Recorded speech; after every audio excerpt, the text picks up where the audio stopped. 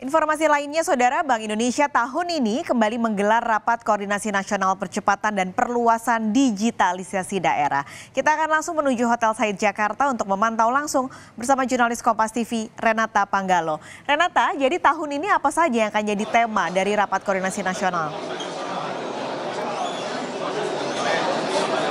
Ya, memang terkait dengan isu-isu apa saja yang menjadi fokus dalam Rakornas P2DD hari ini belum kita ketahui secara pasti. Karena kita masih menunggu sambutan ataupun keterangan yang akan dibawakan oleh beberapa menteri yang hadir dalam Rakornas pada hari ini. Tapi kalau kita melihat dari tema, memang pada tahun ini tema yang diusung adalah transformasi digitalisasi daerah untuk mempercepat Indonesia Maju 2025, yang berarti ini akan berfokus terkait dengan mentransformasi digitalisasi daerah yang merupakan perwujudan dari blueprint sistem pembayaran Indonesia 2025 yang dimana bertujuan untuk menavigasi peran sistem digitalisasi pembayaran gitu ya di era ekonomi dan keuangan digital, yang dimana Rakornas P2DD ini pada intinya berfokus untuk mensinergikan kebijakan strategis yang sudah dibuat begitu ya oleh Satgas P2DD bersama dengan Tim Percepatan dan Perluasan Digitalisasi Daerah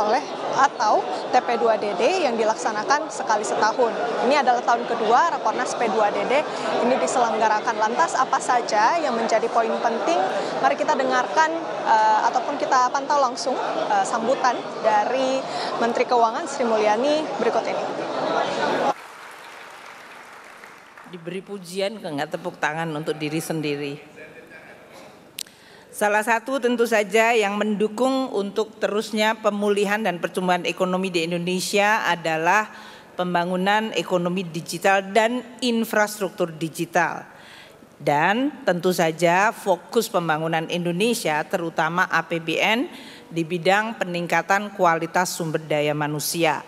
Karena infrastruktur digital dan infrastruktur hard infrastruktur lainnya hanya akan memberikan peningkatan produktivitas apabila ditunjang oleh kualitas sumber daya manusia yang baik. Transformasi ekonomi yang inklusif dan berkelanjutan tentu merupakan sesuatu yang harus didukung, termasuk menggunakan instrumen yang sangat penting di daerah, yaitu APBD.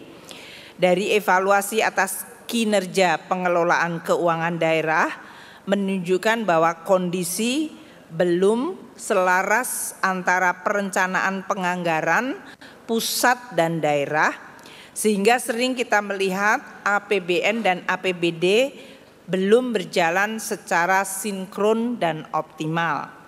Untuk itu, dari sisi legislasi kita telah menyelesaikan perundang-undangan di dalam rangka untuk meningkatkan koordinasi antara APBN dan APBD dari sisi kebijakan fiskal, yaitu melalui Undang-Undang Nomor 1 Tahun 2022 mengenai hubungan keuangan antara pemerintah pusat dan pemerintah daerah, atau sering disebut dan dikenal sebagai Undang-Undang HKPD.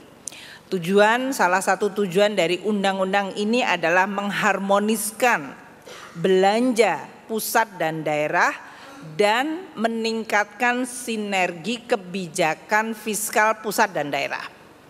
Ini yang tadi kalau di dalam tayangan lebih dilihat hanya PAD-nya dan digitalisasi, tapi sebetulnya yang powerful adalah keseluruhan APBD yang sebagian besar juga. Sebelumnya tadi sudah disampaikan juga oleh Sekjen Kemendagri Suhajar Diantoro yang menyampaikan bahwa setidaknya sudah 90% pembayaran pajak daerah ini dilakukan secara non tunai, yang dimana 37% ini menggunakan kanal digital seperti mobile banking maupun KRIS, dan sisanya ini masih dilakukan semi digital. Nah, selain itu juga Bank Indonesia mendukung akselerasi sistem pembayaran digital dengan fitur fast payment, Snap, KRIS, dan juga kartu kredit pemerintah domestik untuk kemudahan belanja pemerintah. Paskalis. Terima kasih laporan Anda langsung dari Hotel Said Jakarta, Renata Panggalo.